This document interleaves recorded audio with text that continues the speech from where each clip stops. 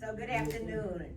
Thank you all for joining us today. I'll start off today by saying that the one thing I seem to keep hearing about lately isn't whether we should rename the Gulf of Mexico or if people are really worried about which bathroom folks are using or whether we should put the 10 Commandments in the public classrooms.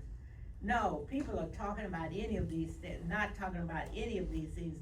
I can tell you from my experience in traveling and going into the malls and stores over the weekend, they wanted to know what you all gonna do about all of the things that are going on. How are we gonna make sure our people, our children have jobs? What are we going to do about the fact that egg prices have gotten higher, even to 50 cents per egg if you go to a restaurant and order it on your menu? So it's not just the eggs that's going up, it's the beef, it's the chicken, it's the fresh fruit, it's the vegetables, everything. And once these prices go up, they tend to stay up. And that leads to a dramatic food insecurity and hunger all throughout Alabama.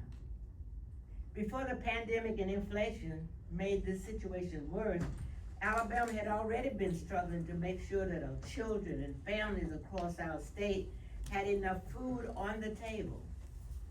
That's why for many years, Alabama Democrats strongly supported the elimination of any state grocery tax. In fact, we are only one of 10 states that still has a grocery tax. Most other states have realized that adding food tax onto the cost of groceries places too high a burden on many families. It took a while and the Republicans finally joined us in this effort, but it turned out to be a half measure that just kicked the can down the road again. I'll talk to you about an experience I had with one of my former students and her mother as they talked about the removing the grocery tax. And she said to me, I don't know why you all said y'all passed that tax, because I didn't see any difference. So instead of eliminating this regressive tax altogether, we were forced to compromise. It resulted in a law to reduce it 1% and provided that the ETF revenues exceed 3.5% growth. As you know, up to this point, that goal hasn't been met, so we can't reduce the tax any further until that happens.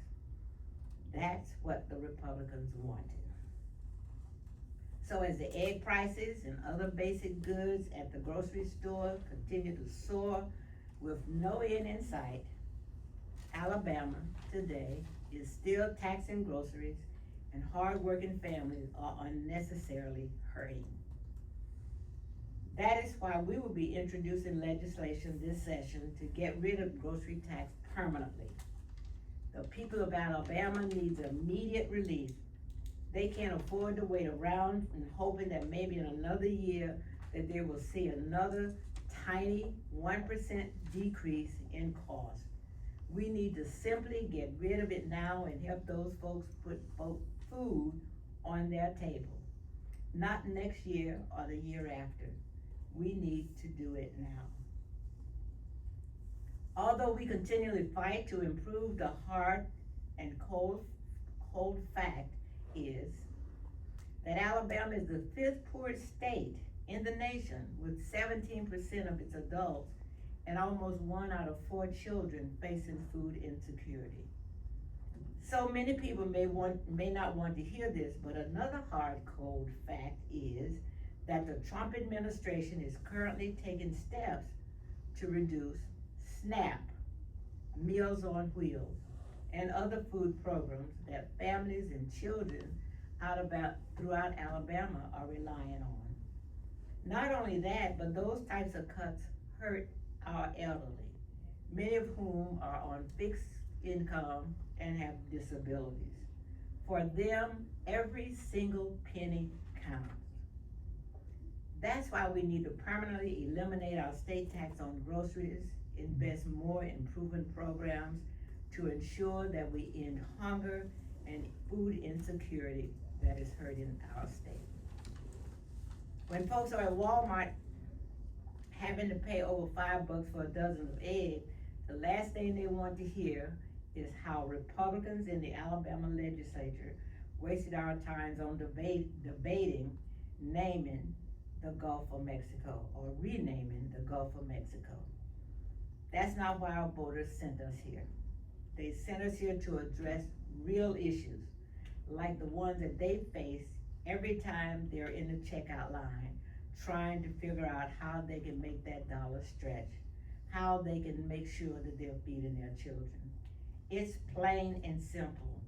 The people of Alabama have spoken. They want us to eliminate the sales tax on groceries, take a real step to help bring the grocery prices down. They want us to do what is important to them and their families as they face the challenges of feeding their families. Next, I would like to introduce you to Representative Curtis Travis. Thank you, Representative Hall. Good evening. You're definitely right about the high prices of groceries, but it's also more than that when we look at rising costs in housing, transportation, and basic utilities.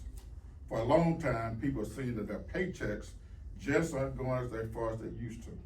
That's why I was proud to support Leader Daniels' innovative efforts that led to the elimination of state tax on overtime pay, which was the first law of its kind in the nation. Not only did that tax cut work for employers by helping to increase productivity and increase workforce and ease workforce shortages, it put more money in the pockets of hard workers who were willing to go above and beyond and work those extra overtime hours. Okay. That money was then spent in the local communities, and a significant portion also went back to the state as people paid sales tax on their purchases. But in order to get this tax cut passed, the Republicans insisted over our strong objections that we put an expiration date on it. And unfortunately, that date is coming up next June. By all accounts, this law has been a win for employers and workers alike. It's put millions of dollars back into taxpayer pockets, and as I said, they spent that money in their local communities, which has not only fueled economic growth, but has also increased state sales tax revenue. If Republicans are serious about letting this tax cut expire, it would amount to more than a $234 million tax increase on overtime workers in Alabama. It's a tax increase that not will only hurt Alabama workers, it will also hurt local employers and local economies. And at this time of great economic uncertainty, with massive federal DOGE layoffs occurring and Trump tariffs adding to the cost of goods, does it make any sense at all to raise tax on folks who are working overtime to make ends meet? Of course not. That's why I'm proud to be strongly supporting the bill that will soon be introduced by Leader Daniels that will permanently eliminate the state tax on overtime pay. This is a practical and now proven step we can take to fulfill our promise to create an economic environment that creates opportunities and benefits for hardworking Alabamans taxpayers. When we increase economic opportunity by reducing the tax burden of workers, we build an economy that allows people to get ahead instead of just getting by. Like we said at the very beginning of this session, that's how we march forward for freedom, and it's how we build a strong economy in which all of us have the opportunity to thrive and prosper. Thank you. Now I'd like to introduce you to Representative Clarke. Thank you, Representative Travis, and good afternoon. Now, I have to admit that I too have suffered some sticker shock while going to the grocery store. And I also sense, while I'm there, some sense of frustration on the part of my neighbors, constituents, and other people that I encounter in the grocery store. So as I reviewed the economic and tax legislation that has been introduced this session, I also reflected on what meaningful steps we might take to help working families who are struggling. In thinking about this, it occurred to me that the legislature is often too selective and often too stingy. I'm talking about us when it comes to providing economic relief for those who need it the most. For example, we're considering an NIL bill, it's HB 240, that would exempt college athletes' name, image, and likeness earnings from state income tax. On the surface, It may sound reasonable, but the problem is that it is fundamentally unfair. Unfair to other college students who are not athletes, but also get paid for their hard work. Not to mention the millions of other hardworking people throughout Alabama who aren't athletes, but still have to pay their fair share in taxes. Instead, I believe we should consider a better way to stimulate economic growth and ease economic uncertainty for working Alabama families, not just student athletes.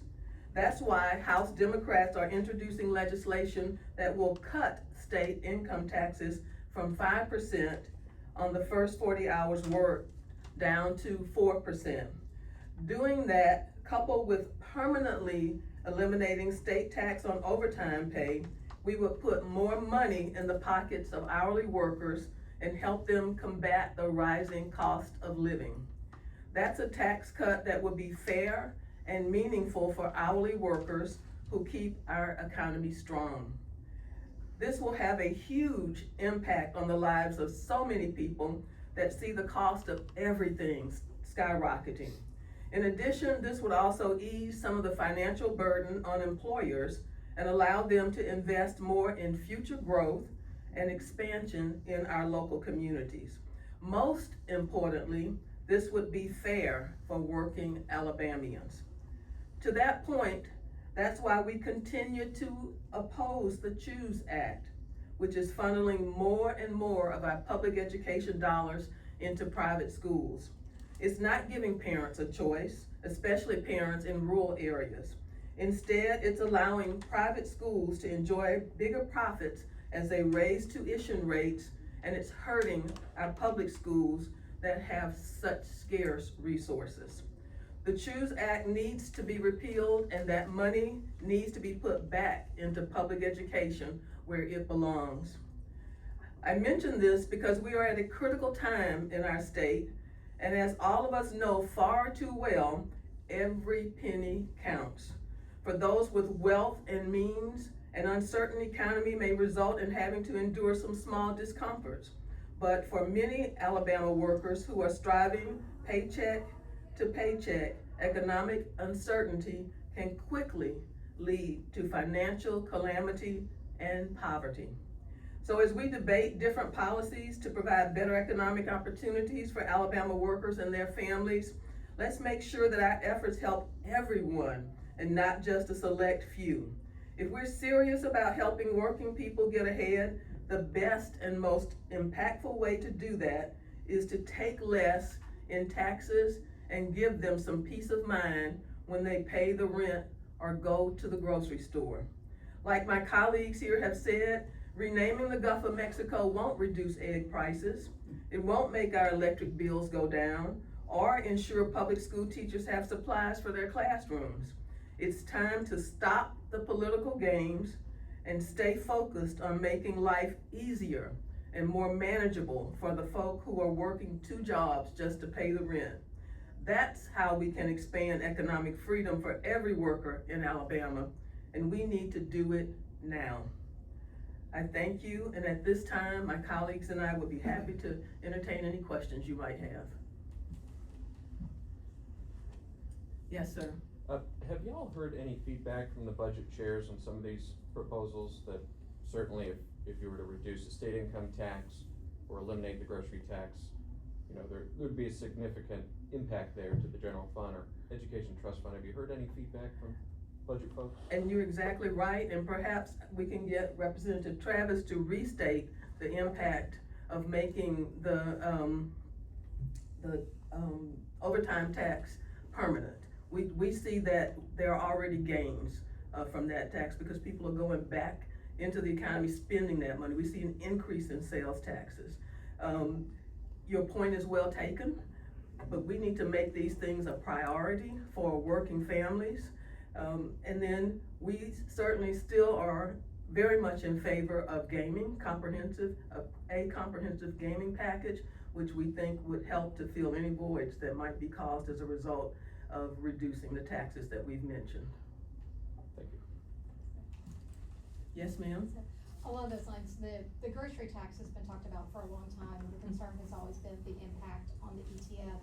Would this legislation remove the remaining 3% all at once, which I think would be about a $360 million hit to the ETF? And you're thinking that the overtime tax and other things might fill that void?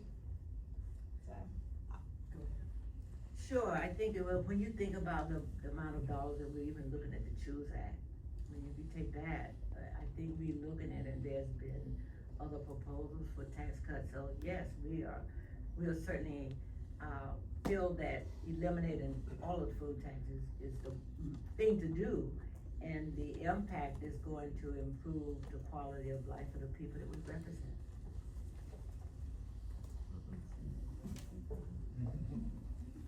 Yes, sir? You had mentioned the rising cost of groceries, obviously, and, you know, some of these measures proposed today are a way to help Alabamians, you know, have little healthier pocketbooks, I suppose, get more money in their pockets.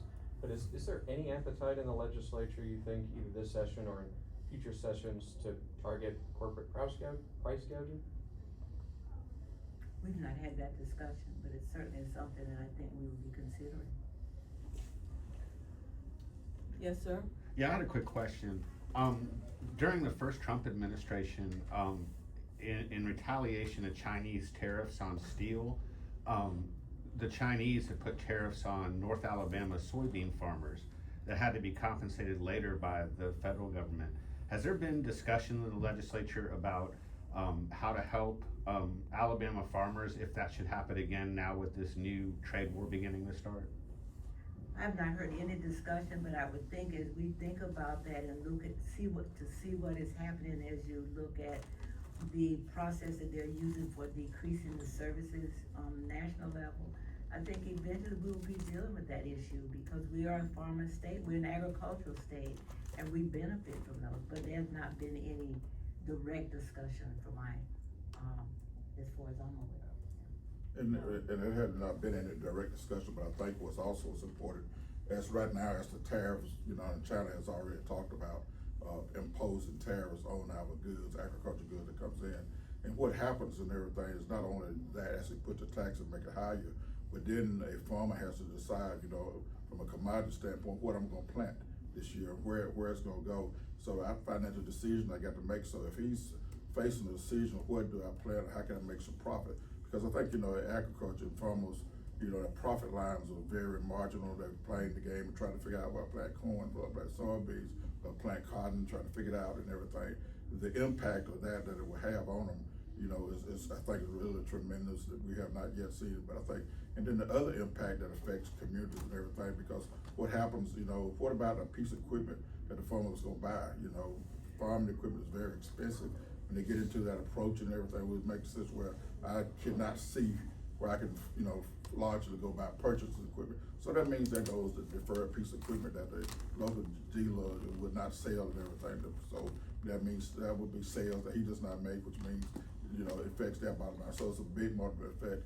And I just think given the last thing, and then the other concern that I have, based upon what happened when China imposed the tariff last time, was that there was a lot of trade began to be done with South America. If you remember, a lot of the fires that occurred down there in the Amazon forest, that was because of they were now clearing lands and creating avenues for cows to be raised over in South America, and our local farmers here in Alabama were suffering the prices. We could not get a decent price for our beef products. So it really has a big impact. We don't know yet what it is because, like I said, there's so much been announced. But as these tariffs comes on and stuff goes on, we can see also, you know, major impacts that will impact us, including, you know, our automobile industry. You know, really right now, it's as our automobile industry are made here, the products that we make here, as they shift abroad, it will have impact on the tariff because that's increased the prices. We see the prices increase as they sold abroad, but we're also seeing prices increase for the parts that are used to manufacture here as they would go into production and everything, which drives up the price. And then if it gets where a situation where sales are not occurring, then we have another problem occurs because then workers are now being laid off because we don't have any way to move the product along. So it's tremendous impact that could be faced right here in Alabama, and I think that's why the overtime pay, why workers can work the overtime that's in these factory settings and stuff like that, where they'll be willing to go in, and the company's not gonna depend on them, not hire temp workers, but they can bring those employees and let them come in, and they know the product, they know what they're doing, they're much more efficient, they get it done, and then they can say, so instead of them getting off and got to worry about go load up the lawnmower and try to cut some grass or go do some other thing, they can stay right there, be committed and turn out the product that they need that makes a difference. So it just only makes sense to do it, and guess what? They turn around and spend that money, you know, it is regardless of whether it's out to buy a very expensive bass boat or a very expensive truck, or whether it's just put groceries on the table, or help buy a better home and do the type of things. That's what's so important, and we need to make sure they can do that. And they give the preachers a little more too on Sunday. Yes, sir. Have we considered the federal government's been spending over $2 trillion a year, more than they take in? Supposedly, we're going to pass a budget that balances in the future, but a large component of that is going to be decreasing the amounts of money the federal government uses to subsidize the states. Given that level of uncertainty, we don't know exactly what cuts we're getting. Would this be the best time to be doing, the tax cuts that you proposed here? Well, I can't think of a better time than to do it. The workers need to cut. They're the little folks. They're the one. If you don't have workers who can buy stuff, products, what you're trying to do doesn't move. No productivity happens. There's got to be somebody in the link that's kind of keeping it going. If you don't get them a relief and give them an opportunity to do that, to move houses, to do the type of things, that if that confidence gets down and go back, then we're gonna really be facing the problem. Have you ever thought about, when the Federal Housing Authority, FHA, was created? It was created at that time to make sure to give people the confidence to own homes, so that once they own homes, that they would be a much better citizens, that citizens would be willing to upkeep, maintain, and do that type of thing. Once people lose that confidence, then you run into chaos, and I think that's the thing that you do, and we need to make sure workers here and people that work have a reason to go to work, and that it benefits them. Because if they're going to work and cannot see any benefits, you soon get all type of apathy, and the crisis that occurs is what we don't need. Again, we think there is no better time than the current time for this legislature to approve a comprehensive gaming package and give the voters of Alabama a chance to vote on whether they want a lottery and gaming in this state. My constituents tell me that they do. I am just positive that my district will vote for a gaming package, hands down. And I think that we at the very least need to give the people of Alabama a chance to vote Amen. on gaming. It would solve a whole lot of our problems. Do we know when the bills will drop? These three? I'm sorry, Do we know when these three bills will be filed? soon, Yeah. soon. This week? I don't have a specific date, but soon. Do you think this week? Oh, I know, I think so, just. Thank you. Thank you. Thank you all. all. Hey, you got all.